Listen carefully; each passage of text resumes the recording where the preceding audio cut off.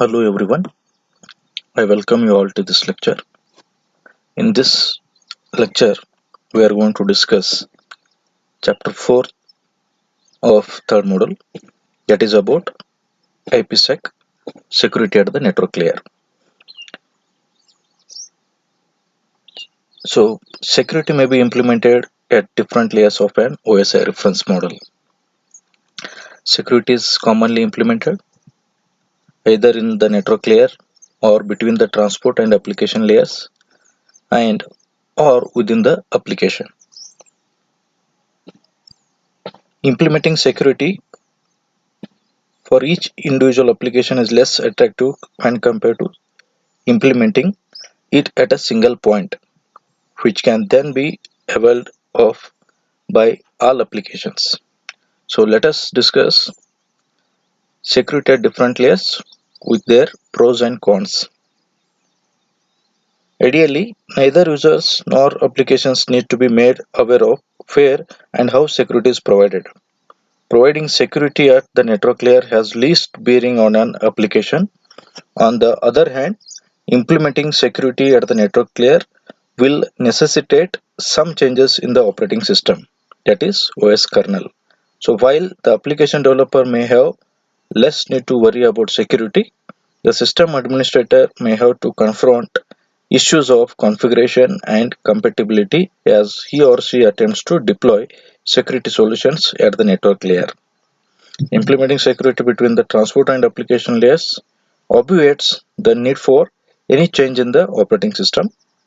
However, application developers should be aware of the application programming interfaces, that is APIs, provided by the new security layer so they can be employed in developing secure applications. So one widely used example in the open secure socket layer suite of APIs. This contrasts with the applications in which security is provided for within the application itself. So let us have a best known protocol for providing security at the network layer, that is in terms of IP security, Internet Protocol Security, in short IPsec I am going to write. So let us discuss IP security in action. IP security has designed by a committee in the late 1990s. It was intended to protect against several kinds of attacks such as sniffing, spoofing, hijacking, and denial of service attacks. So here the thing is there must be uh, a sniffing where a particular person is going to have an unauthorized access. For example, an employee can steal his company's private data without the consent of the company's owner. He may steal the information which is belong to that company as a private data where someone will be having an unauthorized access. And coming to the spoofing, it is another kind of attack where a particular person, the attacker or a eavesdropper, will be acting like a known source. Being unknown, he is trying to prove himself to the victim an known source. In hijacking, again, there some variables are under the control of an attacker, and denial of service is a well-known attack, as we already aware, where a disruption of service may be made possible by the servers so that they can stop their services to their clients. What happens here in denial of service attack is where attacker repeatedly sends messages to the server, so server will be made busy in handling those messages coming from an attacker, so it is unable to provide its services to the clients. So with these things in mind, IP security is able to provide a set of services including data origin and authentication and integrity. Next, protection from replay attacks, data confidentiality, and partial traffic flow confidentiality. Data origin authentication is where again wanted to check the source authentication. Not only that, even we wanted to form a channel securely to a destination from the origin authentication. And data integrity. Here we are going to ensure that the message contents are going to be safe, means they are not going to be tempered or modified in between. And second one, protection from replay attacks. Replay attack is a type where repeated messages will be again transmitted by an attacker trying to prove himself that he will be the known user to the victim. So that is a replay attack. So there for this, the IP security is definitely using an anti-replay window where it is going to have a consideration of the packet numbers identified with their sequence numbers. There will be a maximum value and the peak, the maximum or the peak value can be specified. So if the packets coming given after this crossing this peak value, then definitely such packets are not going to be considered. So that is how it will protect uh, the replay attacks, against the replay attacks. Now, data confidentiality, the message should be reaching to the genuine user strictly. And traffic flow confidentiality is a term which specifies where this concept is said to be the traffic flow confidentiality is a service that addresses uh, problems that are concerned by with the replay kind of attacks, etc. You can consider, for example, it will hide the source and destination addresses and the message length information and the frequency of communication made between the parties that can be hidden.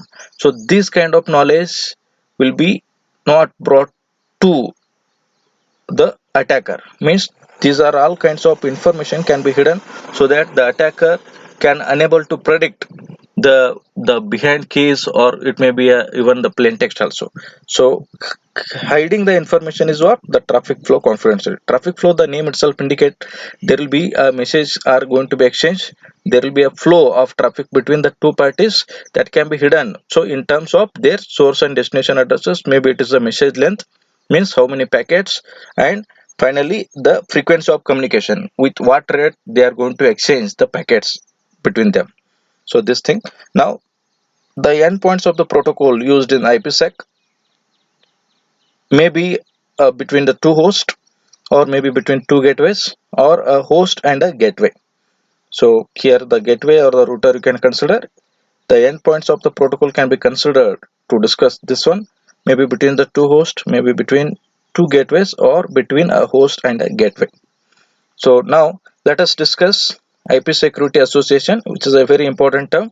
You may get the question in your exam. Explain IP security association with its parameters.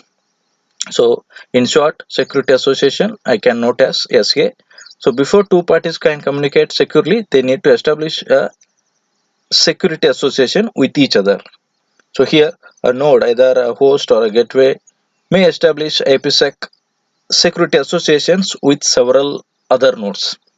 So here the first thing, the security association is uniquely identified by a combination of a 32-bit security parameter index and the IP address of the connection endpoint. So we already aware every node which is belonging to the network must be identified by its IP address at its connection endpoint. Now the security association is mainly highlighted by a 32-bit security parameter index.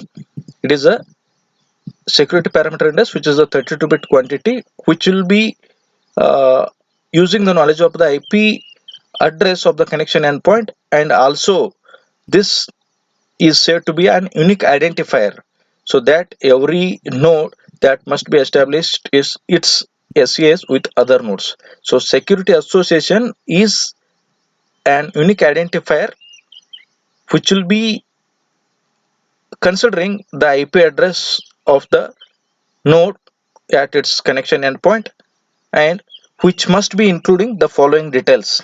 So here what is made is this SA can be exchanged between the parties. So now the party which is receiving this SA, that needs to look onto the SPI, security parameter index. It is a 32-bit quantity. So let us see the information in an SA R. First one is lifetime of the association, which indicates the period, means the time period that is valid, the valid period between the parties for their communication. Now, second one is IP security mode. There are the two modes we need to consider. First one is transport, or it may be a tunnel mode. So soon we are going to discuss with the diagrams. That is another important discussions. We'll be having it in the next slides. Third one, security association must be including the cryptographic parameters. Means the parties needs to specify the algorithm used for encryption, if any, and the computing of the integrity check with the parameters such as the cryptographic checksum, etc., and along with the keys, the public key, private key, or even the secret keys, or the pre-shared keys, long-term secret keys, short-term secret keys, etc. So such knowledge is going to be included in an security association. And next there comes a 32-bit sequence number, which is very important. Now here this 32-bit sequence number is used to identify a packet that is protected by newly established SA that bears the sequence number with 1, and the sequence number gets incremented for each new packet sent. So every time this sequence number is going to be incremented with the value 1 when we are going to have the new packet to be sent. Next, there will be an anti-replay window. This Each IP security packet must be containing a value of SPI in its header. This is used by the receiving node to identify the SCA to be used for processing the packet. As I already told, every IP security packet must be containing a security parameter index in its header. There are other fields are also there in the headers, but we are going to discuss SPI in the header. This is used by the receiving node to identify the security association to be used for processing the packet. Now, each node has a database of SAs for all connections originating from or terminating at it. So this is the database referred to as Security Association Database, in short SADB. So now the anti-replay window, I would like to have the knowledge about that. Anti-replay window I already explained. So this is a window which is maintained with some variables. For example, the peak value about the packet receiving at the particular node. If the packet is coming which is having its value greater than that of the peak value, the variable peak value, then definitely such packets are going to be removed, not they are not considered for the further processing. So this is what the use of the anti-replay window. So that is helping us to establish a synchronization, as well as the packets from the unknown sources, they are not going to be considered. So these are the uses of the anti-replay window. Now it should be noted that two communicating parties A and B establish two security associations. If the parties are A and B, then we need to have the two security associations, one for communication from A to B and another from communication from B to A. Then we'll see there are two protocols which are defined under IP security are authentication header and encapsulating security payload. The main difference between the authentication header and encapsulating security payload is that authentication header has no provision for confidentiality. It is never going to consider the characteristic called confidentiality, whereas encapsulating security payload protocol provides confidentiality as an option. So these protocols can be used either in transport or tunnel mode, which can be discussed in the next slide. So I would like to make again one statement here. The following figure shows headers introduced by both of these protocols with respect to the authentication and encryption. So let us have, so please try to ignore these figure numbers as I copied these diagrams from the prescribed textbook. Just you can consider a figure. In these slides I have not considered figure numbers, but you can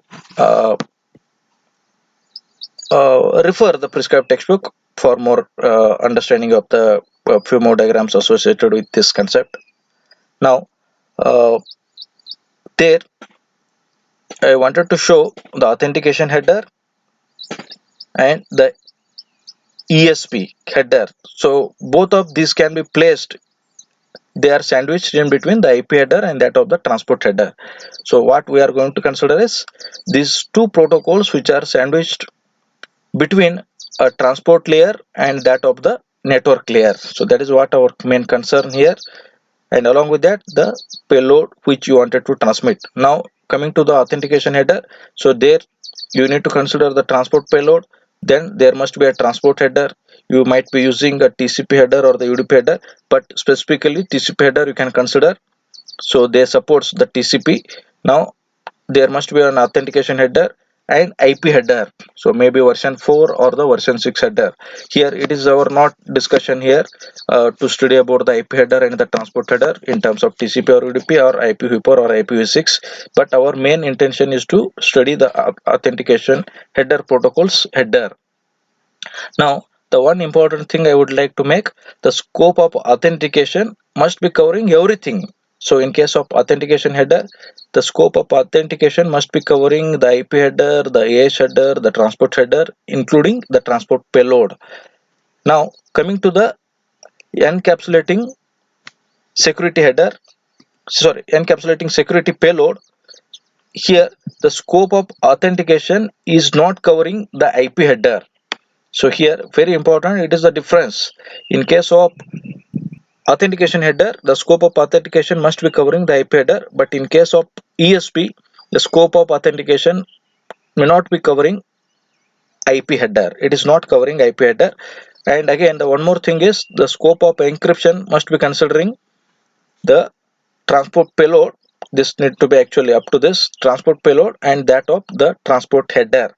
So even the scope of encryption is not covering the security about the IP header. So encryption is not going to consider the IP header. This is what the very important thing in case of the transport mode.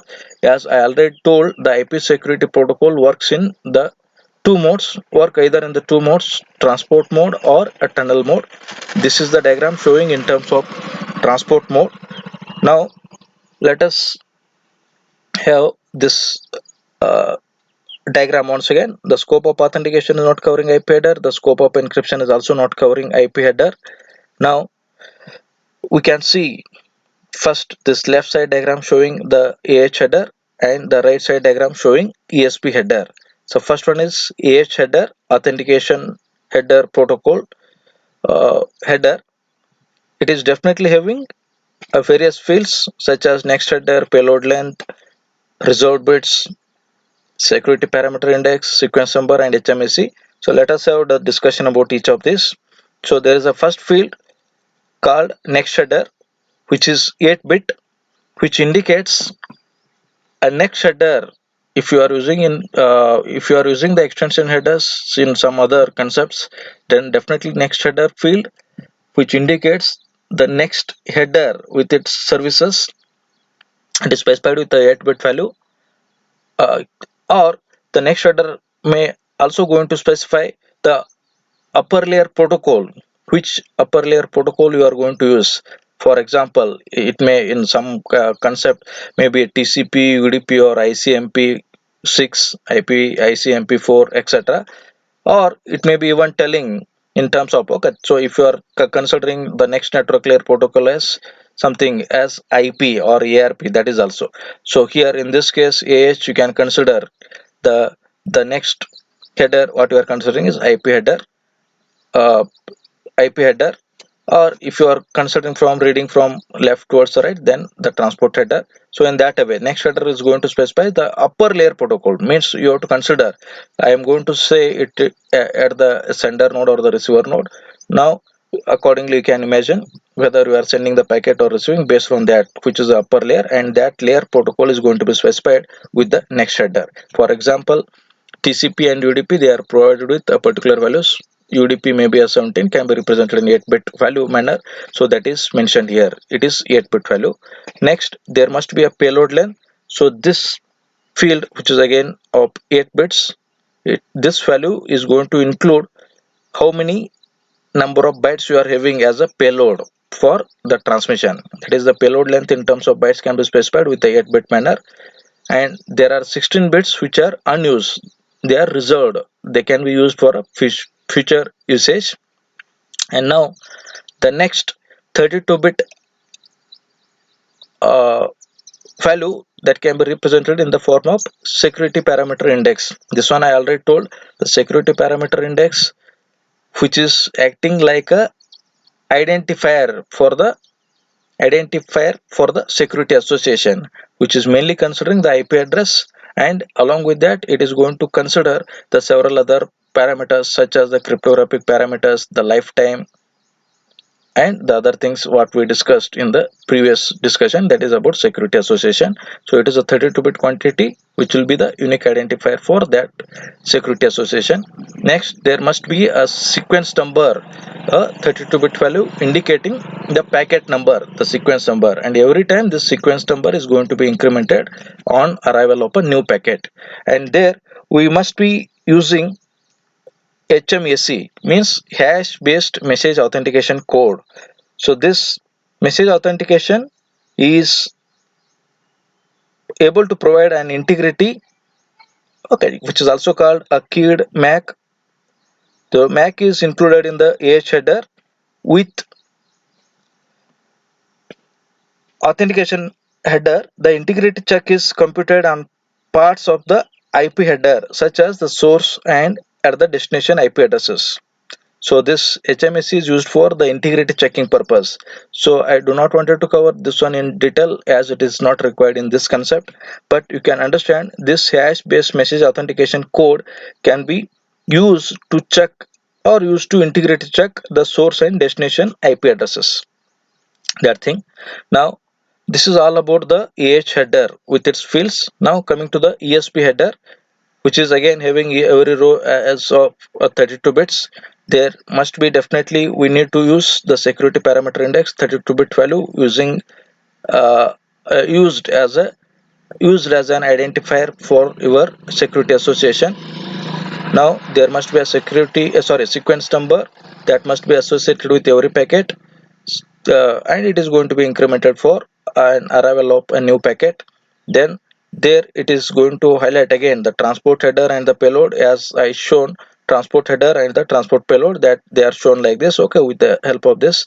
And there must be a padding can be used, padding. So padding is added so that the length of the encrypted payload is a multiple of block size as required by most of the encryption algorithms.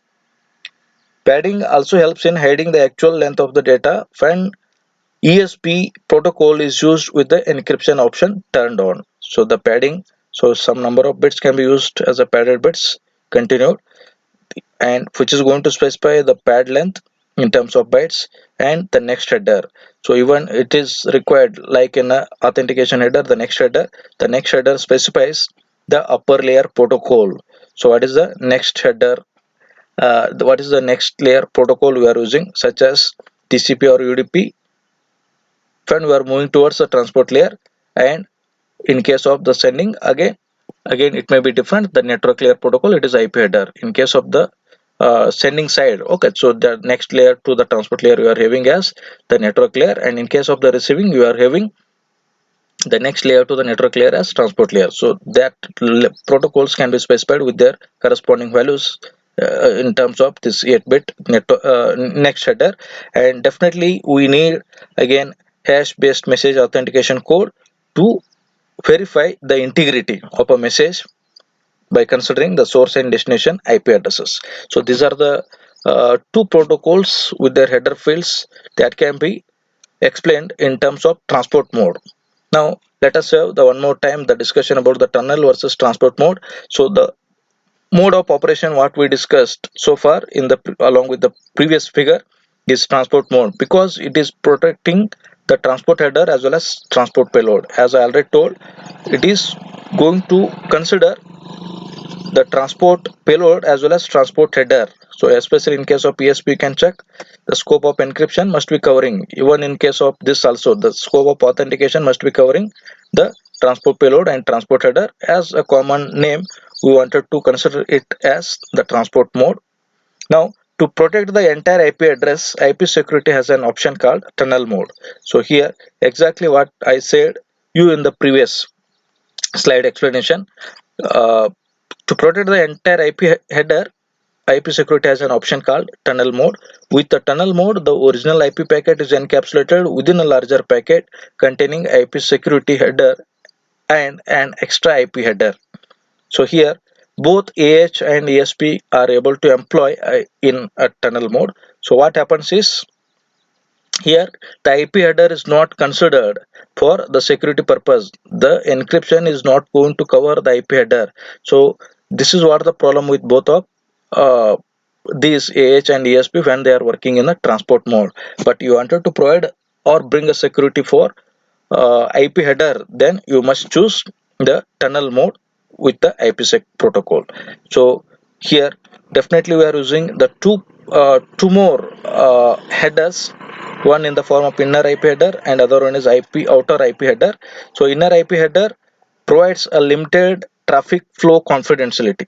So as I already told, the traffic flow confidentiality is a service where you are going to hide the information about the source and destination addresses, maybe about the message length or the frequency of communication. So this knowledge is kept hidden to an attacker or to a public usage. The traffic flow confidentiality uh, that is provided with the help of the inner IP header, and because the inner IP header is encrypted and outer IP header is used for routing. The outer IP header, its main functionality is to route. So that is what I would like to show with the diagram. So here both of these protocols AH and ESP are used in tunnel mode. So what happens is the scope of authentication must be covering every headers plus the transport layer, transport payload in case of AH, and in case of EHP the scope of encryption must be covering the IP header, that is inner IP header. So here what you wanted to bring a new feature with the inner IP header is it is able to provide a limited the partial traffic flow confidentiality. Means we are not guaranteeing about the 100% efficiency about the inner IP header is going to provide a full traffic flow confidentiality, but instead it is trying its best to provide, okay, means the it is called as simply partial traffic flow confidentiality. So the scope of encryption must be covering the inner IP header, and scope of authentication will remain as it is, as that of the transport mode what we discussed in the previous slide. Now, and the scope of encryption may not be covering the outer IP header, since this one is used for the routing and we do not wanted to bring the encryption over the outer IP header information. So this is what happens in the tunnel mode. So if you wanted to provide a security inner IP header security, that will be possible with the tunnel mode, and in case of the transport mode it is not considering the IP header security. The scope of authentication must be covering every fields in case of PH, and scope of authentication not covering IP header in case of ESP. In case of the transport layer, in case of the transport mode, and in case of the tunnel mode, scope of authentication even not covering the outer IP header in ESP, since it is providing a routing service that may not be a necessary one, but definitely the scope of authentication must be covering the inner IP header, and scope of encryption may be applied over the inner IP header. So because of that it is able to provide a partial traffic flow confidentiality. So it is hiding the information or concealing the information about the source and destination addresses or message length or a frequency of communication made between the two different parties. So this is about the first part of the chapter IP security at the transport layer. Thank you.